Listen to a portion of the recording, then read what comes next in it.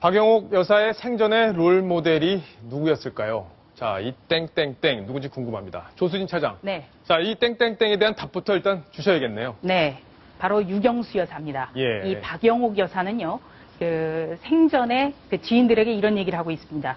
내가 64년 동안 김종필 전 국무총리를 옆에서 아내로서 내조하면서 모델로 삼았던 게 바로 유경수 여사다. 예. 매스컴에 그러니까 언론에 등장하지 않는 것이야말로 내조의 첫 걸음이다. 이런 얘기도 했었습니다. 그렇군요. 자, 두 분이 얼마나 닮았는지 저희가 그래픽으로 한번 정리를 했는데 조수진 차장이 좀 자세히 설명을 해주시죠. 네, 여러 가지 닮은 점이 있는데요. 첫 번째는 바로 그림자 내조입니다. 예. 네, 그림자 내조. 부선 국회의원과 그리고 국무총리를 2번 지내면서 이 박영옥 여사가 독자적인 어떤 행보를 했다는 얘기는 별로 들은 적이 없고요.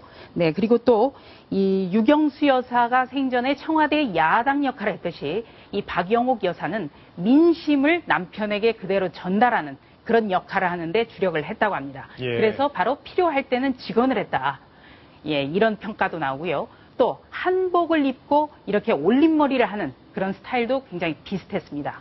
그리고 이 그림자 내조와도 일맥상통하겠습니다만 이 봉사단체에서 활동했다는 것도 닮아 있습니다.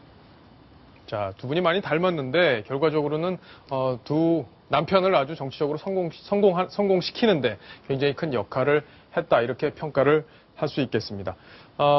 김종필 전 총재가 이번에 저도 느꼈는데 정말 아내 사랑이 대단하시더라고요. 네. 저렇게까지 아내를 사랑하는 분이었구나 하는 거를 우리가 그동안 왜 몰랐을까 하는 생각이 들 정도였는데 과거에도 그런 일이 있었다고요. 네, 이 박영옥 여사 결세를 했지만 정말 여성의 입장으로 볼 때는 정말 행복한 사람이었다. 예. 이렇게 생각할 수가 있습니다. 이 64년 전에 청혼을 했던 그 반지를 이번에 목걸이에 걸어서 이번 안장을 한다고 하고요. 또 JP가 오늘도 정말 많이 빈소를 찾은 정치인들에게 당부를 했습니다. 살아있을 때 부인에게 잘해라. 지금 당장이라도 전화부터 해라. 예. 이런 얘기를 하면서 오늘 눈물을 흘리는 모습 보면서 이동현 차장이 웃고 야, 있습니다. 참 예. 부러웠어요. 예. 예. 그런데 귀에 좀 많이 들어오셨죠? 그 얘기 이동현 차장. 예, 얘기는 많이 들었는데 실천하기는 쉽지가 않은 일이라서 예. 참 김종필 총리의 이 노력, 그다음에 아내 사랑을 표현하는 게 참 예. 이렇게 존경스럽기만 합니다. 예, 존경스러운 마음이죠. 조수진 차장 이야기를 좀 이어가 주시죠. 네, 이 박영옥 여사는요, 이 숙명여대를 졸업을 했는데 이 졸업하게 된 이 사연이 아주 또 이 순애보가 담겨 있습니다. 예, 그렇군요. 이 두 분이 결혼한 게 1951년 한국전쟁 와중이었는데요. 예, 당시에는 숙명여대나 이화여대 이런 곳에는 기혼자가 다닐 수가 없었습니다. 그래서 박영옥 여사가 결혼한 상태에서 숙명여대를 합격을 하자 당시에 군인 장교였던 JP가 숙대 총장을 찾아갑니다. 그래서 예. 사흘 동안 무릎을 꿇고 사정을 합니다. 제발 학교를 다니게 해달라. 예, 지성이면 감천이라고 네, 총장이 특별하게 허가를 해서 입학이 허용이 됐습니다. 그렇군요. 그래서 결국 입학하고 학업을 마칠 수 있었다는 얘기인데, 야, 이렇게 가서 무릎을 꿇고 사정을 할 정도로 아내 사랑이 각별했다. 정말 많은 분들, 저부터 일단 좀 반성할 것 반성하고 배울 것 좀 배워야겠습니다. 박성원 논설위원. 네. 자, 그 다음에 사실은 이제 박근혜 대통령하고 김종필 전 총리 가족 관계잖아요. 네, 네. 근데 사실 여러 가지 정치적 이유 때문에 좀 멀어졌다가 다시 가까워졌다 이런 걸 반복을 했어요. 네. 그 과정을 좀 요약을 해주시죠.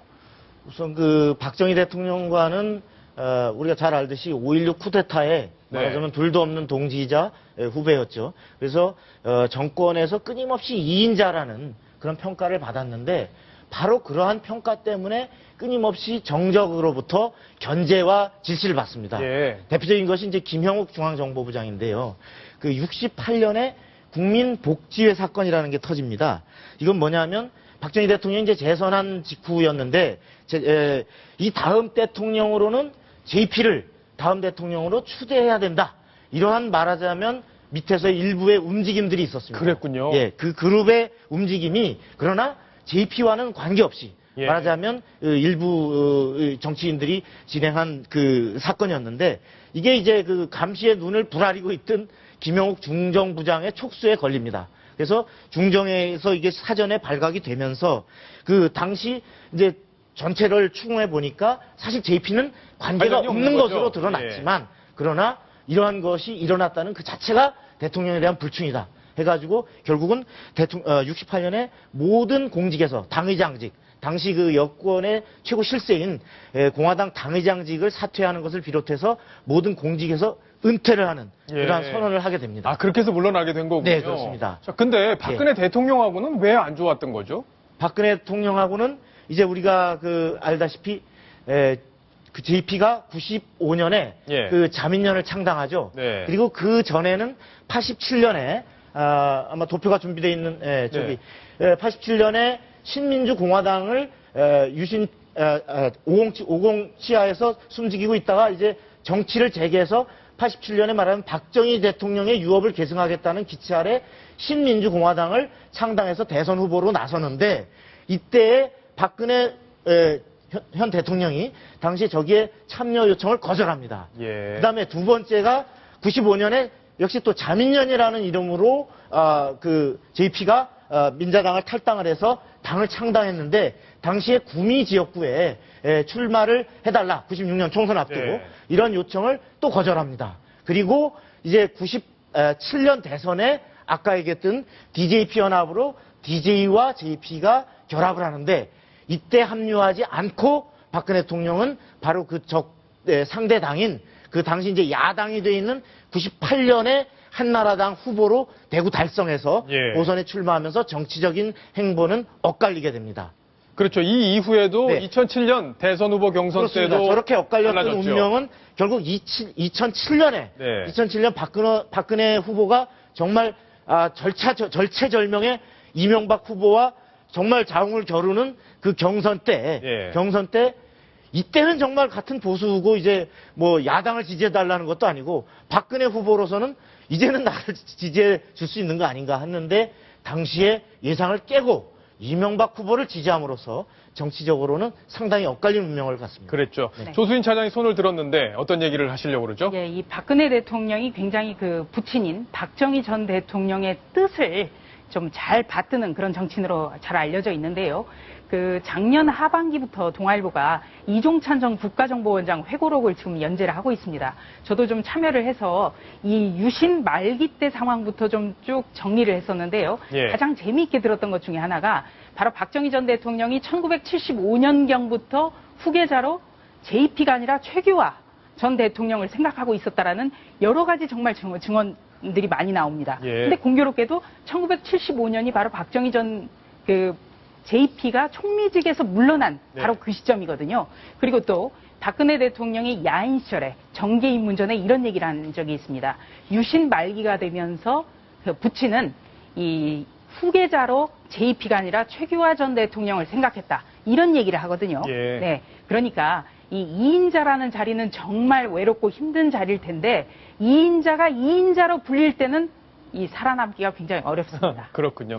남들이 인자인지 모르고 있어야 인자 역할을 할 수 있다는 지적이신데, 자, 어제 김기춘 대통령 비서실장이 빈소를 찾았습니다. 그때 JP가 이런 걱정을 늘어놨다고 하는데요. 그 걱정 이야기 직접 한번 들어보시겠습니다.